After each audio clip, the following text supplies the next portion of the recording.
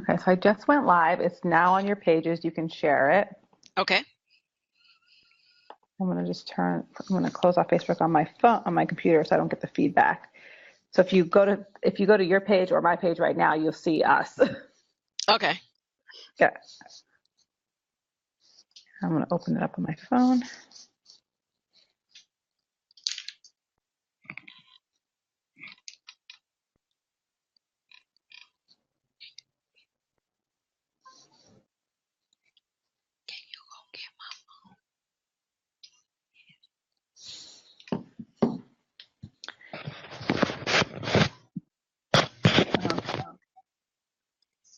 So if you're live, and if people will be joining in a minute, we're just setting up here. Okay. This is our first one on time. I'm like, yeah. Technology doesn't hate me today. That's a win. That's a win. So I'm going to share this a couple places Okay. just to get the word out. And people will just join in as we go here. So let's see. I'm going to share.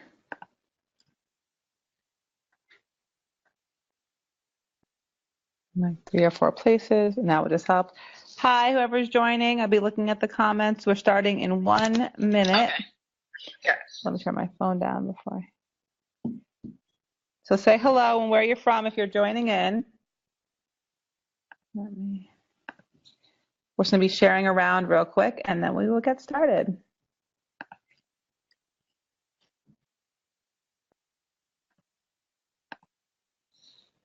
Okay.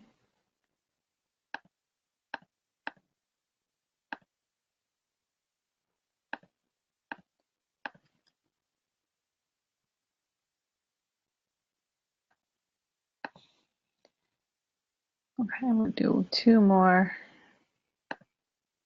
So usually I share like a half an hour or so before, and then I just try to share once it's actually live to like trigger people.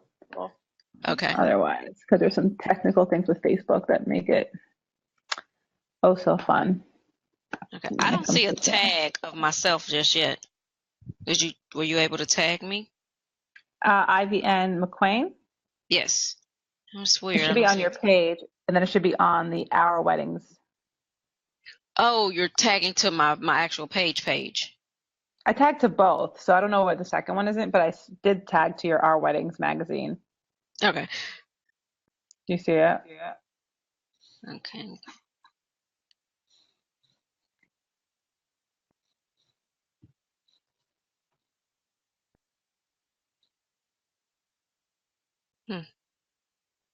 No? No, not yet. It's weird. Yeah, I can share it again. Okay. Just to make sure, because I am live and I'm seeing people watching it, so it's real. Let me see. So I'm gonna share.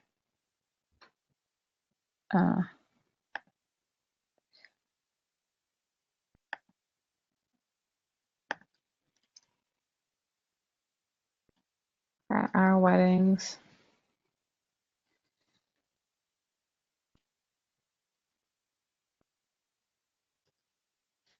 magazine. Okay, just shared it again. Okay. I see you following. Okay. Okay, perfect.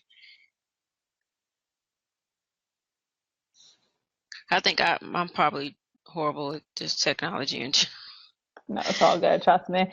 Every time I do it, I'm like, is it gonna work? yeah. That's how I'm feeling right now. Like, what am I doing wrong? Yeah. Okay. It's a fickle.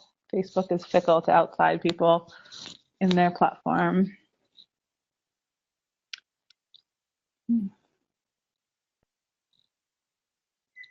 Okay.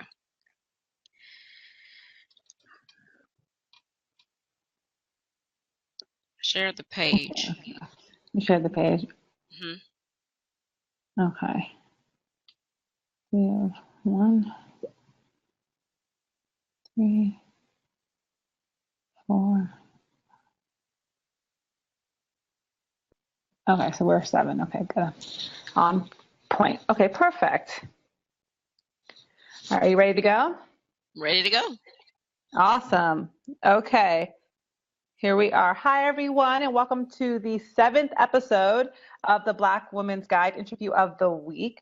I am really excited, actually, to have Ivy here today because she really has a mixed background, a business background, and I think for many of the women watching today, it's going to be great to hear from you because so many times they have competing priorities and they don't really know how to focus on one thing and how to use that one thing to kind of fund their future goals and dreams. So I can't wait to get into this with you a little bit more, where you can kind of share your path and how you got to where you are. Um, for everyone who's new to our Weddings Magazine and BLI Publishing, take a moment and just share a little bit about who you are and what you do.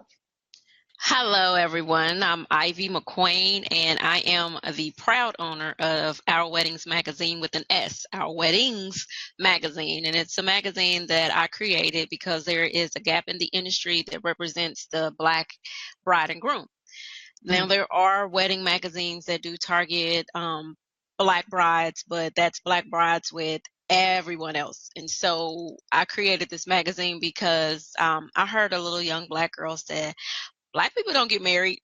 And it was kind of like, that's weird, And then my son, who is 17 now, at that time, he was 15, and said the same. He kind of mimicked the same thing, even though I was married to his dad. And so it's one of those things where marriage in the Black community has become like taboo.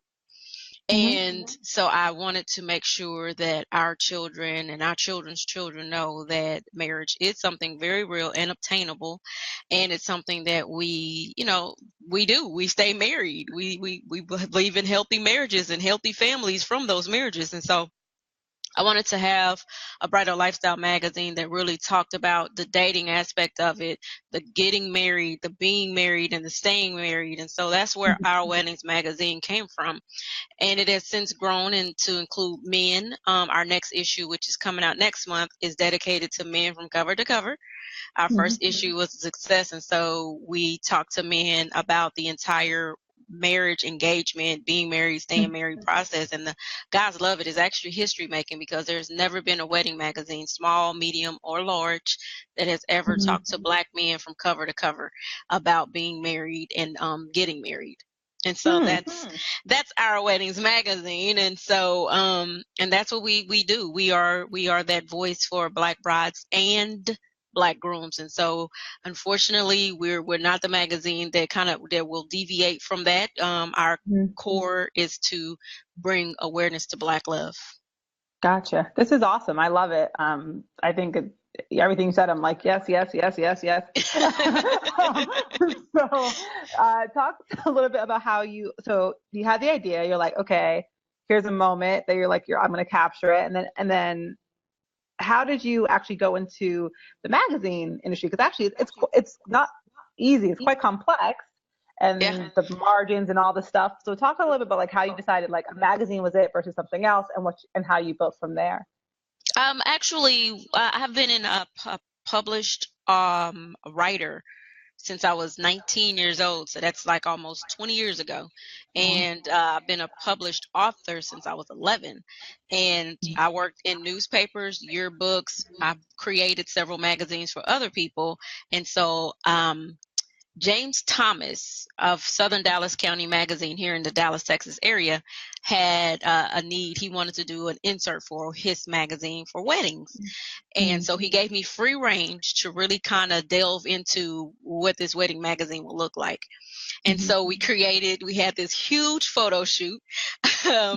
And we just, and so from there, me doing this photo shoot, it just started growing its own legs. And so he wanted to do, have it like his yearly thing, his yearly insert.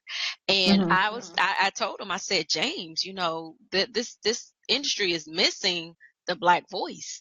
So I'm going to pull it out and I'm going to set this thing apart and I'm going to do it bi-monthly. And so he was like, hey, I know you're the perfect person for it. Go for it. And anything you need, any support you need from me, just let me know. And to this day, and we did our first preview issue, mini preview issue in Southern Dallas County Magazine about 2 years ago, and we did a full scale magazine, 32 pages, and we got all the way up to I think about 100 and so pages. Wow. And and that's just been our thing. And so he's been there supporting the entire way. He allows us to talk about our wedding still to this day in his magazine, and he talks to our readers as well. And so we have that really good synergy. But magazines was just, I'm a publisher. That's what I do. I own a publishing company. And so being able to delve into the having my own magazine after helping so many people rebrand, restructure, or even create their own magazines was just like second nature for me. Gotcha. And how have you grown on distribution? Is it Texas only? Can anyone access this? Can they find it online? Like, how do they plug into this? With magazines, people think like newspapers in terms of like, how do I get my hands on it? Exactly. So we are locally based in Dallas, but we are not committed to the Dallas area or Texas for that matter. We have writers and we have couples that we feature from all over the country. And so we're not centric to just this region at all because, Black love is everywhere.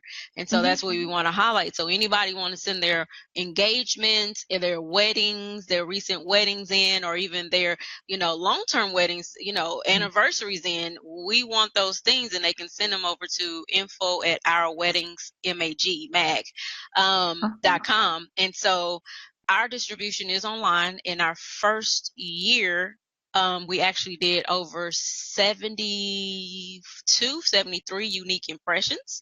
That's huge. That is huge. We've had more than 1,000 people share our magazine. We have people who actually write to our online housing agency and complain that our magazine is not out. So we've received complaints, not on the bad end, like this is a horrible magazine, but literally from people saying, where is this magazine? It should be out by now. And so it's pretty cool when you get a magazine from the owner of the, the distribution, online distribution house saying, hey,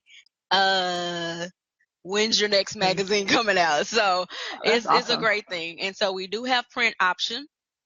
Where we do have print. Again, I think one of the things that a lot of people need to know when delving into trying to start your own publication, printing is the thing that will eat you alive. And so if you don't have strong advertisers, then you need to know the cost to print. And our magazine is not a thin magazine. It's anywhere from 96 pages and up. And so those costs become astronomical. And I don't believe in having inventory. Being a book publisher, I have learned the art of when you pay, you get. So I don't believe in having mounds and mounds of magazines printed just to say I have a magazine. Ooh, take a look, because that is actually a cost that you're eating, and a lot of people kind of tend to not think about that. They think the print is beautiful, but if you look at Essence, look at Jet, look at Ebony. Jet is gone, and it was 52 issues a year because they came out weekly. Essence scaled down considerably and even went to a smaller font type just to make sure that they still can include everything that they have in the magazine. Ebony scaled down dramatically too because print, the cost of printing has steadily increased, while subscriptions or advertisers may tend to decrease. And so we do have print options for people. But again, that is very limited, and that's not our primary focus, because a lot of people, when we look at our numbers online, more people look at our magazine on the go versus the printed version. And we have those analytics to let us know who's doing what. Gotcha. And talk to me a little bit. I always tell people like this show is about getting in the weeds of people's businesses and talking about the mechanics behind it all. So before we go into the advertising side, you shared that you don't keep inventory in house. So you're doing online distribution. So you have an external distributor who, when the order has the kind of template and when the order is required, they then print. But can you just talk about how you found that person? Like, what was that like? Because that's a pretty new idea for a lot of folks. Oh, to hmm hear. Yeah. And so I did a lot of research. I have been fortunate enough to work with a number of people who have kind of walked me through some of the steps to kind of keep me from bumping my head. Nonetheless, you still kind of bump your head with different types of uh, organizations that you tend to want to be a part of. There are Hmm. some new kids on the block to try to knock out the big boys, and they usually have a lot of issues in their systems that glitches that become a disadvantage for you. While it may be cost effective and a wonderful idea and a concept and it's new and it's fresh, it still become a disadvantage to you, right?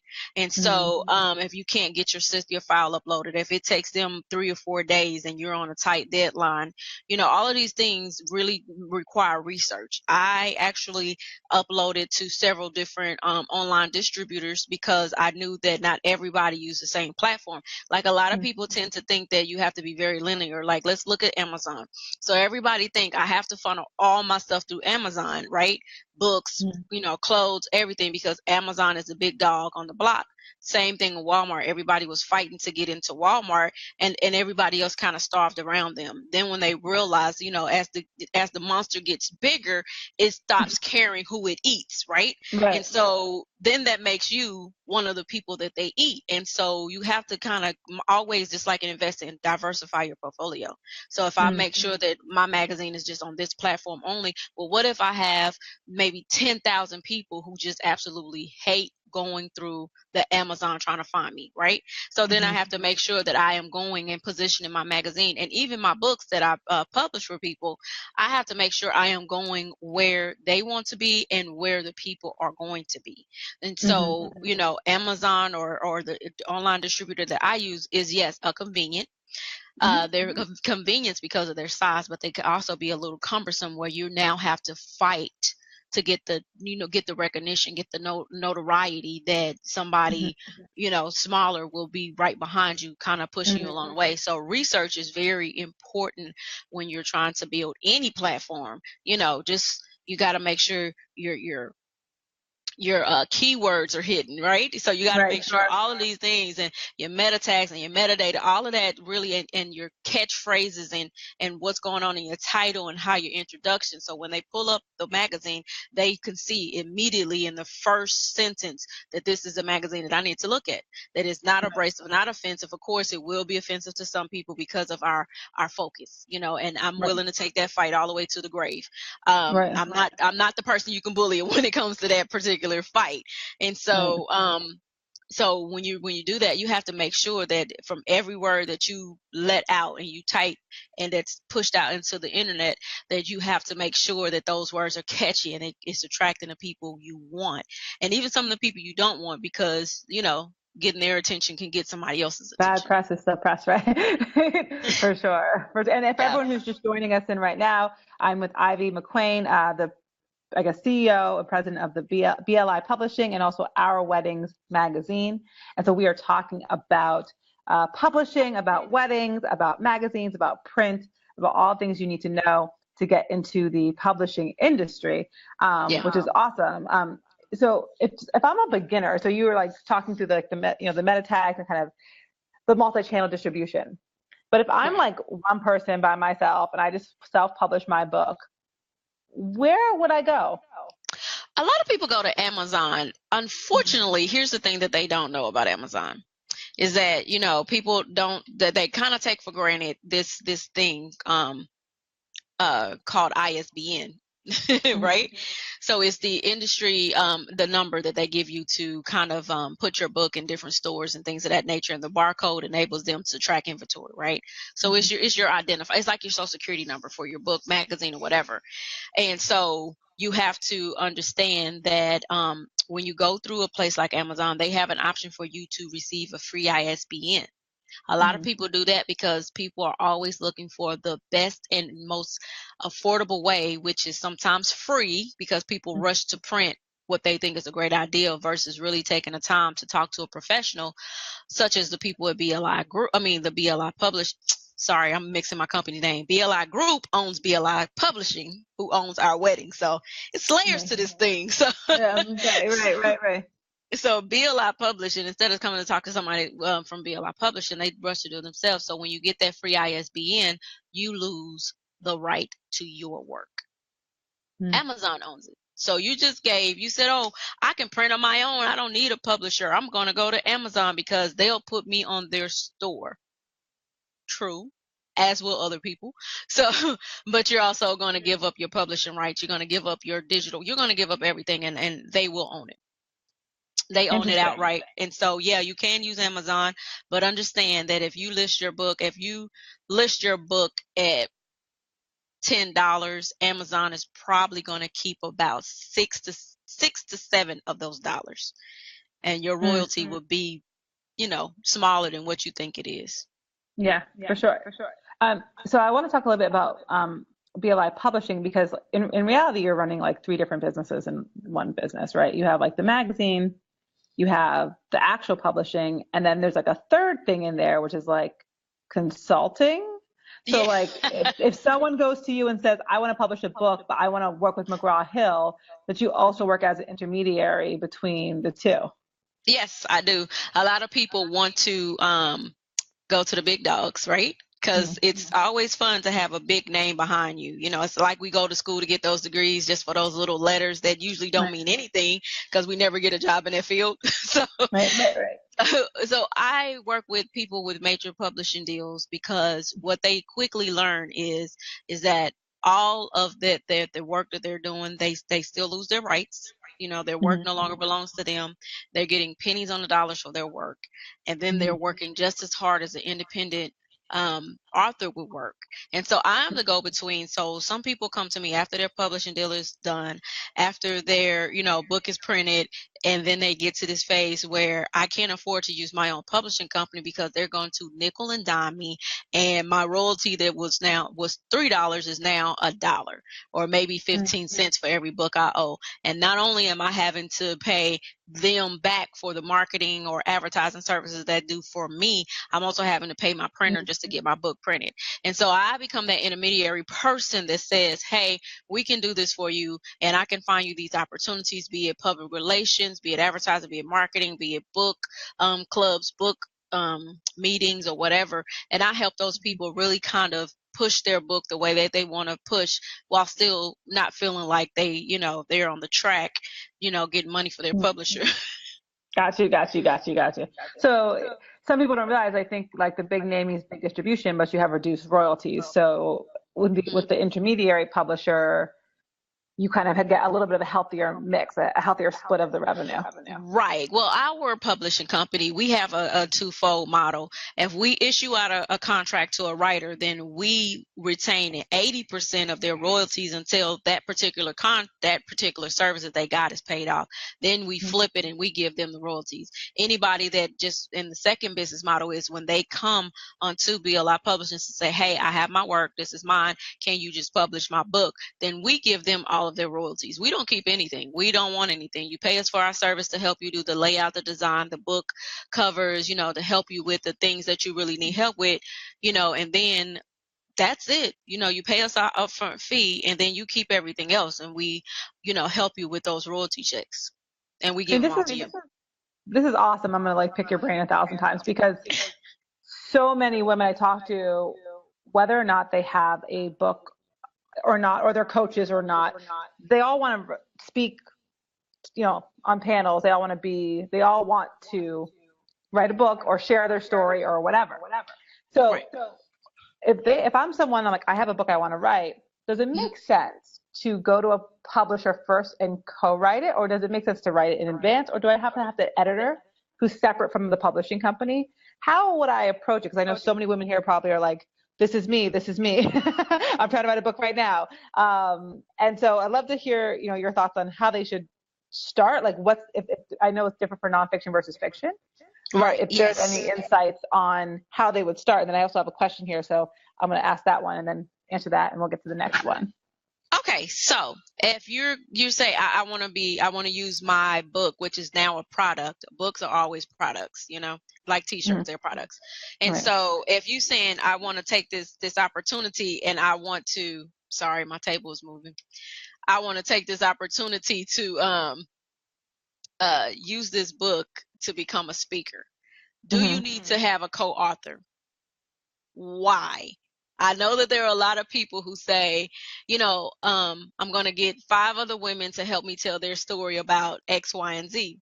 Great. But if you know that you want to continue this process and to continue to be an author, I suggest that you start on your own. Anthologies are great. They serve a greater purpose if you're trying to reach a broader group of women. But say, for instance, you want to speak on domestic violence. And so your story alone can be your story alone. Or you want to talk about starting a marketing firm.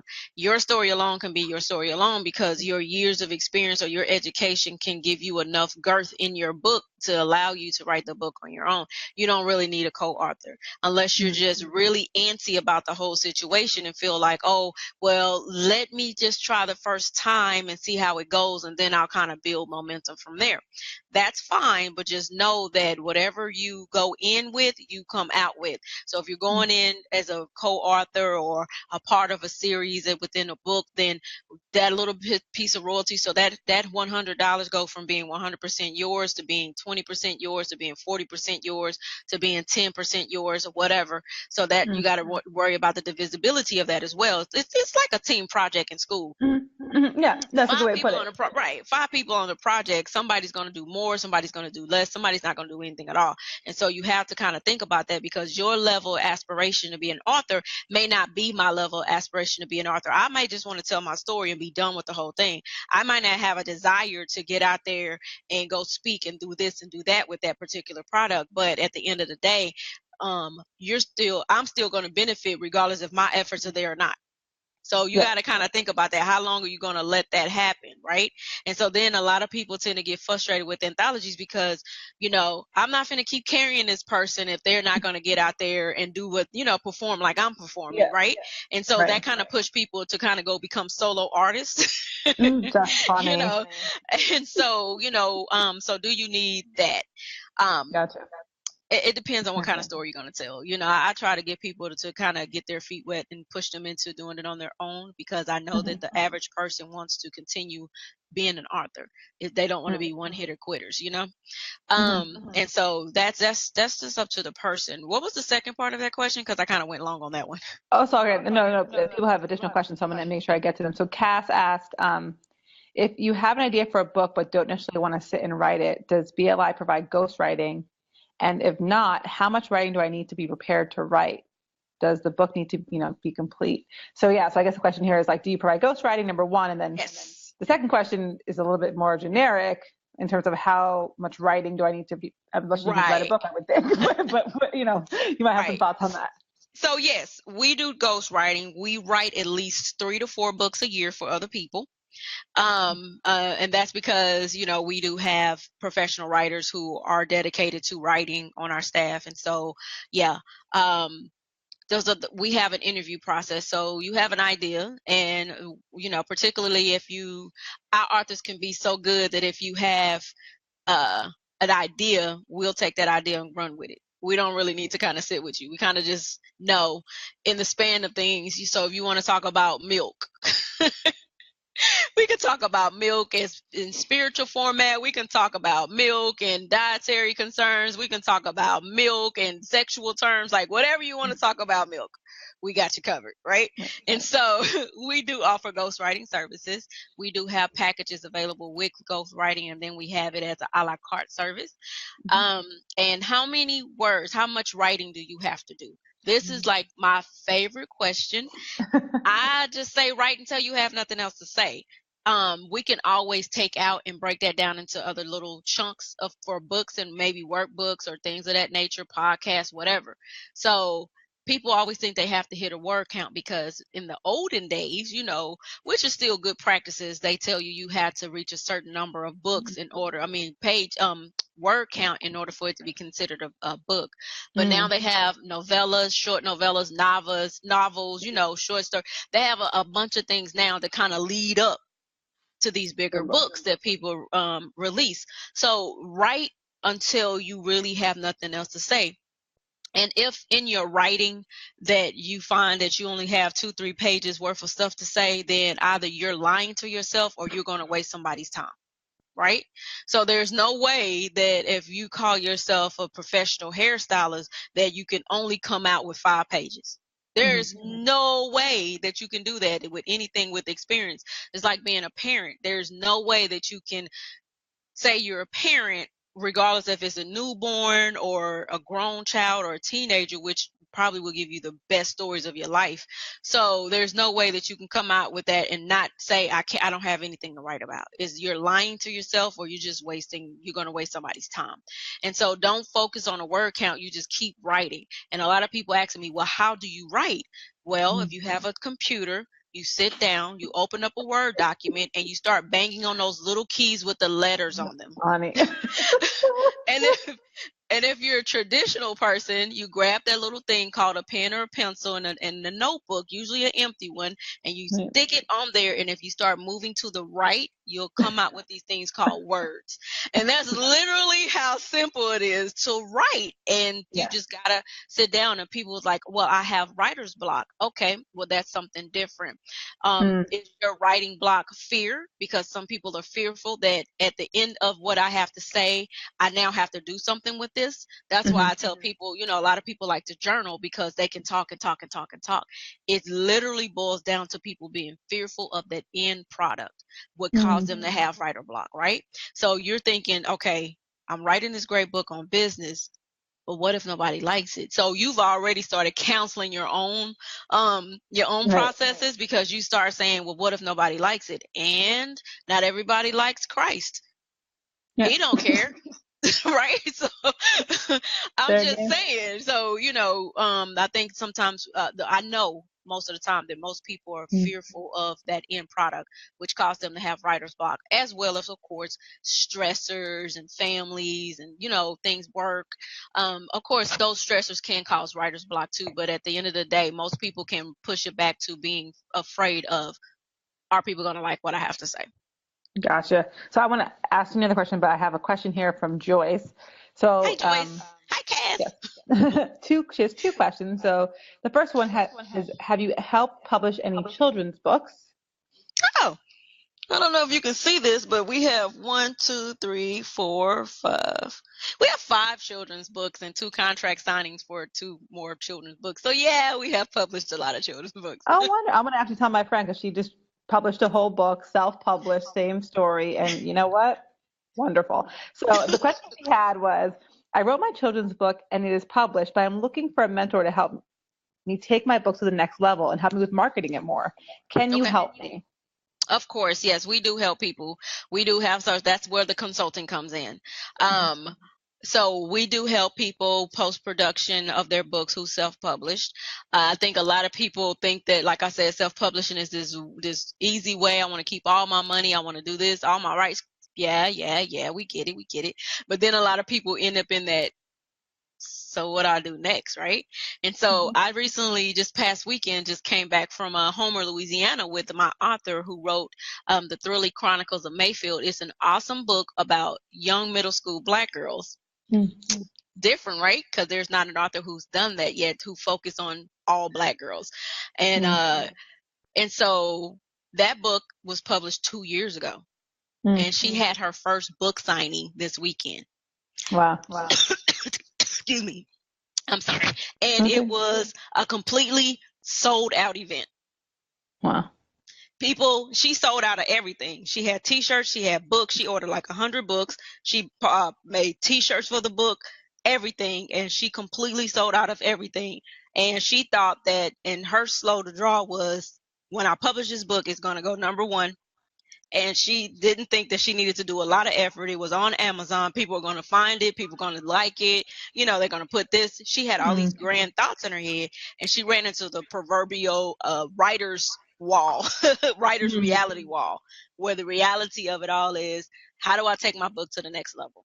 And there's a lot of legwork that independent authors really don't factor into when they go out against the grain, from having a publishing company kind of stand behind them. But yes, we can definitely help. Gotcha. No, awesome. I think that's super helpful. And If you all get to do business together, please someone shout it out so I can be like, hey, we made a connection. That's a win. That's a Yay! win. Black women helping Black women helping Black women. That's like an awesome triage right there. So Right. excited. Talk a little bit about, you talked about fear. Um, can you just maybe share a personal anecdote in terms of like, I mean, publishing is a unique industry. Most Black, even though so women are very much in the industry, Black women are not really in the industry. Right. So obviously you had a knack for it, but can you talk a little bit about how you overcame some of the fear? I mean, because you're not just doing, again, like you're not just writing, you're publishing other people's works, you're ghostwriting. So like, you've really kind of taken over the industry in a sense, right? And really made it work for you. Can you just talk a little bit about how you kind of, were there any fears in that process and how you kind of overcame them? There is a fear every day that I have, and it's a good fear. I love it. So, and I've had challenges within this publishing company, right? Because I'm a well-oiled machine. I know every aspect of my business, Mm-hmm. every aspect. Some people tend to outsource or try to get help from other people, but I design covers, I design the layout, the interior layout. I write the words, I edit the words, I price the books, I do the market research, I market the book, I advertise the book. And so there's not an area of my book writing process that I am unfamiliar with. And so Mm-hmm. with that comes the fear of always meeting that one person or that one group of people that no matter what you do, you can dance on the sun and not get burned. They are going to find a way to scrutinize you and make you feel incompetent. So here I am having almost 20 years of publishing experience from the time of when newspapers, you had to draw out each text block, you had to X out each advertising block, and you had to cut and put it in position before you ran it across the printer to have a final format. Right. That's how long I've been in the print world publishing. Right. And to get to a digital age, and where you're now having to convert books from a print format to an ebook format, which we also do, and you're having people to scrutinize your every move, to complain on everything, who are relatively ungrateful, because in our packages we give so much more than what we actually say. You have access to me and to my network of people who empower me. And so the fear is always, running across that one person who will make you feel completely inadequate and inept and incapable of doing your job. And so that's the fear. The fear is not so much of having to chase every client, every author, because I don't. We have a young lady, she signed her publishing contract in 2015. Her book was scheduled to release in 2015. It's 2017, and I can't tell you what her book is about. I know the title, but that's because of her fear on her end, or her hesitation on her end with what she wants to release as a final project.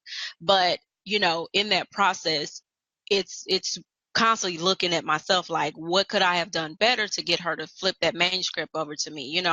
What didn't I do? What did I do? Am I being too passive? Am I being too aggressive? And so those fears always are there, but they're healthy fears because they keep me in a place of being humble, because when you become knowledgeable, we can't be presented with these opportunities. You have to kind of know when to eat your own crow, right? You have to know when to take the good and the bad. And so for every good that comes along with being a publisher and helping people publish their book, there is a bad that keeps you grounded enough to know that it can all be taken away, or it can all be turned on its ear. And so that's where I make sure that my name and my reputation and my passion and my love, constantly keep that fear in check, to say I'm not going to let any negativity from one or two people, being in whatever we do, kind of take the gambit for it all. No, 100%. I think that's really well said.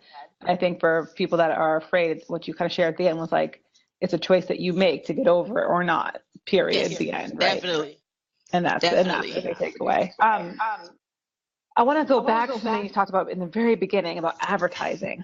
I'm getting, people are writing like essays up here. I'm trying to read. Okay, I'll come back to it. Sorry, I'm like trying to follow two things. So you talked about advertising.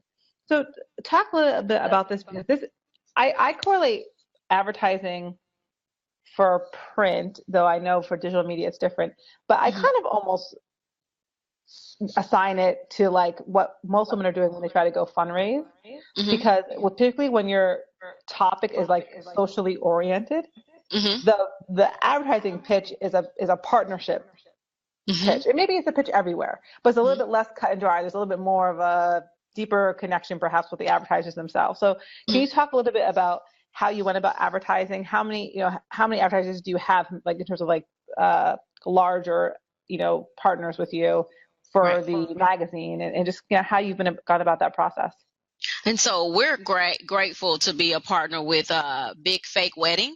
And so they're one of our advertisers. And we just went after that one. I went to the event as a media correspondent. I wanted to see what the buzz was about. I know that there's not a lot of traction and a lot of draw for Black brides and grooms. So I went to the event as media and I fell in love with the event instantly. I was like, wow, this is pretty cool.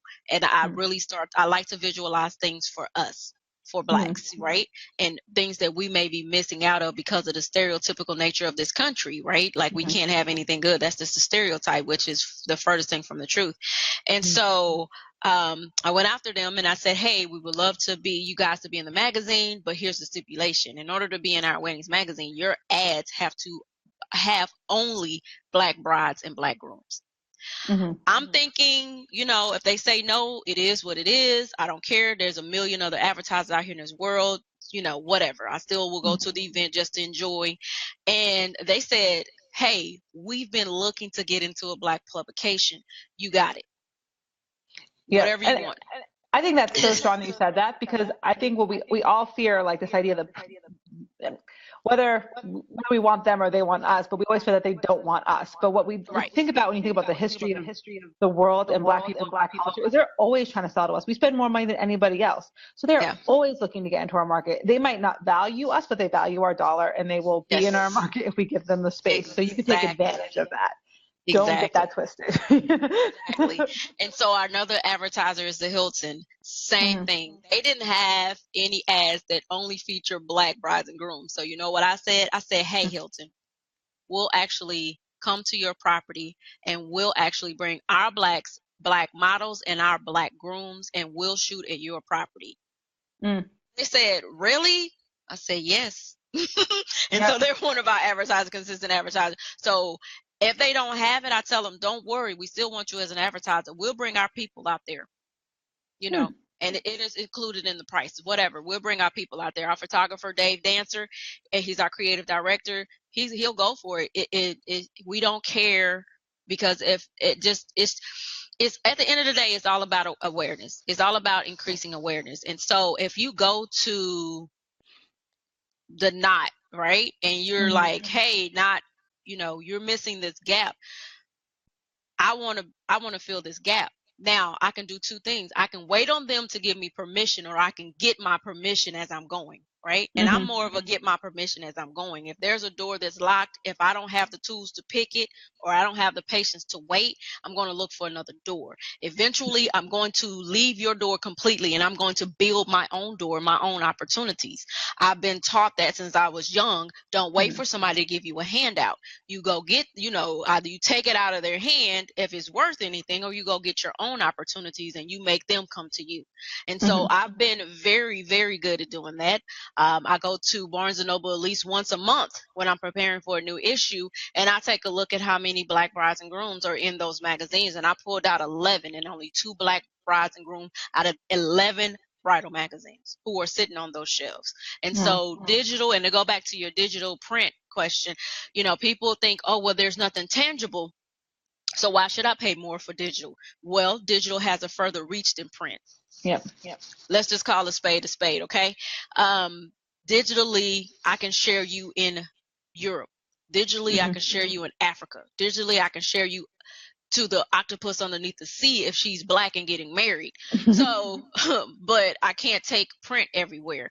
The cost of print is so astronomical. So that's why print is higher. A lot of people think print is higher because it's more tangible. No, print is higher because it costs. Ink costs. Paper costs. Getting that person to man that machine to make sure that that typeset is correct, and to make sure that that layout is going through correctly and those pages are coming out same side and not upside down, that costs. So you got overhead costs, you got labor costs, you got production costs, you got post-production costs, you got mailing and shipping costs. That's why print advertisement is so much higher than digital, but digital comes with its costs too, but not just as much as print costs. So when people think, oh, well, if you don't have print advertising costs, why should I be in your magazine? It's because I can share that magazine 52 million times and still have my original if I decide to get a print, versus allowing you to take my only magazine. Now I got to go hunt down another magazine, and if I wait too long, I now have to back order. So, right. You know, common sense, you know, well, common ain't always common for everybody else, but the breaking down the schematics of it all, it really makes sense to those people who understand it, you know? No, definitely. So talk to me a little bit about like your team and how you built it. When you built it, because you said you did a lot of it yourself. And so you've been in the industry for, 20 years, but when did you kind of break off for your own business? And then how long till you built a team? I started my first business at 19 as well. So, and I've had business partners. I've been fortunate to have business partners throughout the entire process. So when I started Our Weddings Mag, I had a great business partner who kind of taught me how to do the graphic design and the layout and stuff like that. I knew how to do it on a level, intermediate level with the programs that I had, but he enabled me to do it in the Adobe suites, right? And in other programs that I had not considered or even cared to want to learn about. And so he was able to help me elevate my game. And so the staff for Our Weddings magazine, I have Janine Wadley. She's my my editor. She makes sure I stay on it, man. She runs me like big sister runs big little sister. So because I'm all over the place sometimes, and she's like, hey, focus, look at me, I need this. I have Shelly Lyons, who is amazing. I've known Shelly for, I believe, like almost 10 years.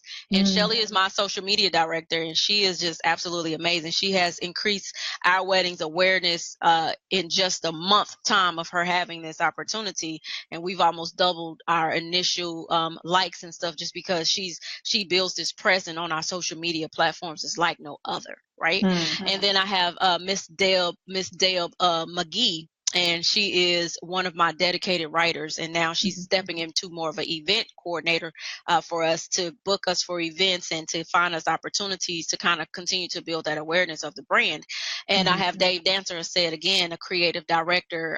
He's our photographer, amazing. He sees my vision, because my photo shoots run quick, and I pay for all of my photo shoots. I take care of everything out of my own pocket, because I'm a control freak. I'm not gonna lie. So, I was trying to figure out something fancy word to say it, but no, I'm not gonna lie to you, I'm a control freak. And so he's able to see what I see and able to get it done. And then we have Jennifer Gomer.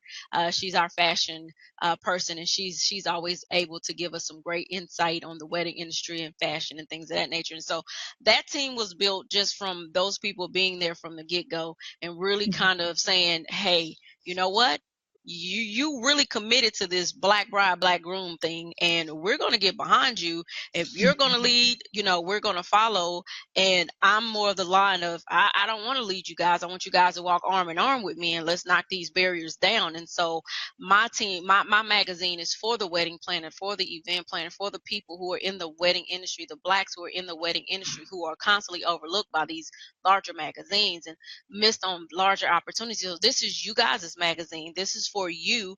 This is for our couples. This is for our love stories and documentation, and to really tell, our stories of love and our stories of victory and our stories of overcoming, as far as concerns relationships and families and stuff like that. And so that's what this is about. It's not about fluff. I don't look for celebrities to kind of give me a draw. I can care less about celebrities, because they married 15 minutes and 20 minutes later they married again. So I'm not into the fanfare of it all. I want to talk to the real people who, what happens when he cheats, or what happened when she cheats, and how do you make it past? What happens when she don't want to change her name? What happened when religion is the big divider? We talk about all of those things, right? Mm-hmm. And so we're a real magazine that you and I would probably sit and have a conversation about, you know, and then you get to turn into a magazine and say, girl, wasn't I just talking about this? That's what I do, right? And so, and that's the purpose of Our Weddings magazine. And so that staff was built because people really saw the love that I have for it, and so they wanted to join the movement. And as far as BLI Publishing, we have great graphic designers, we have editors, we have a team. I contract those people out because I love the hands-on process with each book that I have. It's like bringing a baby into the world. And so I'm very involved, extremely involved in the publishing side of it, to publish people books, because I have that eye for being a writer and being a publisher and being an editor at one time. And so I kind of know, and then having business degrees, I really kind of know what's going to happen because I'm constantly keeping abreast of my markets. Yeah, I was gonna say that's probably a critical part to the point of keeping pace of, tracking your market. What do you see for BLI or for Our Wedding next 5 years? What does it look like? The next 5 years, Lord's will, I can have one vision, the Lord will have 20 other ones for me, right?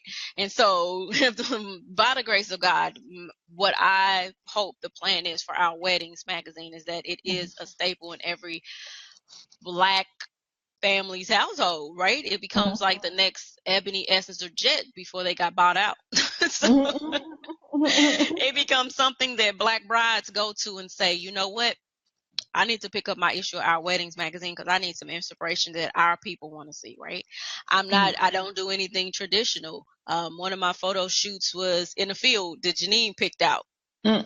So another one we did at Fair Park. Another one we did sitting on top of cards. Like I go out of the box because I'm like, rarely, you see traditional weddings in the Black community, but our receptions go live, right? And so our receptions become dancing in the city. And so I said, you know what? If the reception get live like that, then I know the wedding planning was live like that too. And we want to have more experiences in our weddings anyway than sitting there for 15 minutes like, okay, right? So we want to talk about the broom jumping. We want to talk about, do I have to wear a wedding dress? Why do I got to wear white? All of that. We talk about all of that. And so, so in the next 5 years, if the Lord says the same, I would really, really, really love to see Our Weddings be the magazine that Black brides and Black grooms go to for their wedding planning needs, for their relationship needs. As far as BLI Publishing, I want to run with the big dogs. Lord says the same. I'll be running with the big dogs. I'll be the company. I would like to stay boutique in mind frame. I don't care about having an astronomical amount of people. I've never cared about the money. I've had money. I've lost money. So I'm not impressed with obtaining millions and living this wonderful lifestyle. I care more about the impact that I'm leaving on the people that I deal with. And so, like I said, Lord says the same, that BLI Publishing will be the publishing company that people just know to go to because we're going to take care of you. We're going to love you. We're going to treat you with the respect and care. We're not going to brush you off and push you off. We do have some authors that we do push off right now, and that's because I'm still at the helm and I still got emotions and I might not care too much for them, but whatever. So but we do want to become that publishing company that people seek out, that they really diligently seek out. And we are blessed. We have published, I believe, 26 books to date. And a few of our authors are repeat authors, 2-time, 3, 4-time published with us. And so we do have new authors coming in from Ohio. We have in New York, LA, Kansas, Missouri area. So we have authors all over the country. We're not Dallas central. I lied. I'm from Kansas City, but we're based out of Dallas, but our clientele is all over. And that's always been my stipulation, or wherever I am, I can be local to some place, but I've always thought nationally and globally. The approach. For sure. So kind of closing out question. Okay. What is something that you wish you knew as you built your business that would have saved you tons of time or tons of money if you had only known that one thing? Ivy, get out of your feelings, girl. You can't help everybody. Fair. People know they can come to me and say, Ivy, I really want to do this. And I'll be like, okay, I got you covered. If I would have known that people would lie to get their way at an early age, I'd have been like, okay, pay me. Right? So it would have saved me a couple canceled invoice and collection notices that I had to send out to people and threat for lawsuits if I'd have just known that people will be manipulative in their efforts to get whatever they want. That's the biggest lesson I would have taught myself. Get your money, man. Well, no, I mean, money is trust, and people don't realize that. It's like, yes, if someone gives you money, it means that they trust you, and so it's more about relationship than it is about transaction. And people misunderstand. They go, I don't want to ask that money, or I don't want to charge that much, or I'm not sure. And I'm like, you can figure out what it's worth. That's a different issue. Like price point versus worth, different issue. But like actually having someone pay you for the work, that's non-negotiable. Because when you do it for free, there's no risk, no reward. You don't know if it was a win. They don't care enough to tell you because they didn't. There you go. They got what they wanted, and they're what is it? Tiptoeing through the tulips, skipping through the tulips. Exactly. So yeah, I think that's really spot on for folks, particularly if you're starting out, because you're trying to figure out how to start a business. You want to do things for free, but I think the underlying message there, to your point, is like you can do things for free, but you have to know that you're doing it for free. It's like you're doing it with your eyes wide open. Right. You have to know when you're like taking a risk and you're like, you know what, this is going to be bumpy, but I'm going to do it anyway. Right. Versus I'm going to believe this person though this feels shady, and then it's their fault that it didn't work out when actually you knew better, but did it anyway. Get a contract on your free. Like even with your free, outline what you're going to do for free. So even get a contract in your free, because those can be considered tax deductible or write-off services or whatever in your business if they equate to a certain amount. So get a contract on free too. And you're right. I tell people your free should expire after 6 months of being in business. I don't care if you haven't made a penny to the first. Your free should expire at 6 months because you're bringing into your business your experience and your education, and even sometimes your connection depending on the type of business you run. And so all of that has a financial value. It had a value when you got into it. And it has a value when you invested your time and resources into it. And so it should have a value going out. Do you have to come out the gate starting $10,000 for a service that you want to offer? No, but I always tell people, stop comparing your prices to other small businesses. Compare your prices to the big dogs where you want to be, right? And so if you want to be on and I use Walmart as a prime example all the time. If you want to be the next Walmart, you got to compete against Walmart as a small person. You can't compete against Barbara across the street who may be driving a Mercedes Benz, while you're driving a 95 Honda. So you have to compete. You can't keep up with the Joneses if you want to run with the Vanderbilts. That's 100% true. So what I say, like, if you want to be, you'll be free as long as you want to be. Right. Like exactly. You can be as free as long as you want to be. So exactly. It's like you have to be the one to require the growth in your business. No one else will require it as you grow. It's a choice that you make. Exactly. 100%. Well, this was absolutely lovely, Ivy. I enjoyed this conversation so much. I learned so much. I really appreciate it. And I'm going to be calling you to publish my book. I got plans already. Hey! So that's what's up. Yeah. Connection. So seriously. Because I was like, I was reading all this stuff, like, what am I going to do? How am I going to do this? This is like so much work. So I'm excited. This is wonderful. So if anyone has questions, you can post them in the replay, and I can send them over to Ivy as well. And then we'll put up the replay, and then she'll have all her information will be in there, your Facebook links and all that different stuff. So they'll be able to get all of that from you. And any last words for the folks watching? Yes, thank you guys for watching. You can get in contact with me at info@BLI Publishing, as B as in boy, LI Publishing.com. BLI stands for Believe, Live, Inspire. Not Believe, Live, and Inspire, because that means you have to do all three. Pick one.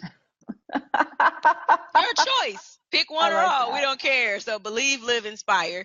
If you want to be a part of Our Weddings magazine as an advertiser or just tell your story of love or have great advice for people who are in that engagement phase or in the married phase or whatever, then, send us an email to info@ourweddings with an S, mag.com, and we'll be sure to respond back to you. If it takes a little longer than normal, don't call me one of those black businesses. Y'all don't know what I be doing. I'm busy. So, no, we do our best to answer in a timely manner. And yeah, we really do. Unless I'm just swamped, then I shut off all communication until I get the project at hand. That's just how dedicated I am. I actually flew to Ohio to go get my author. So, yeah. So I'm dedicated to my people. I will run you down like a stalker. Got you. Now we know. So come ready. What she's saying is come ready. But yes, you can follow us on social media. BLI Publishing is on Facebook. Our Weddings Mag is on Instagram, Twitter, and on Facebook. And so please, please, please like us, share us. Tell me a little bit about yourself, and I'm happy to talk to anybody. I guess you can see I could talk a lot. I spent the whole hour talking. It's awesome. Yeah. And we'll put the links in the emails and everything like that in the replay stuff, so they'll get that as well. Awesome. Well, thank you so much, Ivy, and thank you everyone for watching this episode of Black Women's Guide. See you next week. Thank you. Yes. All right. Thanks. Bye-bye.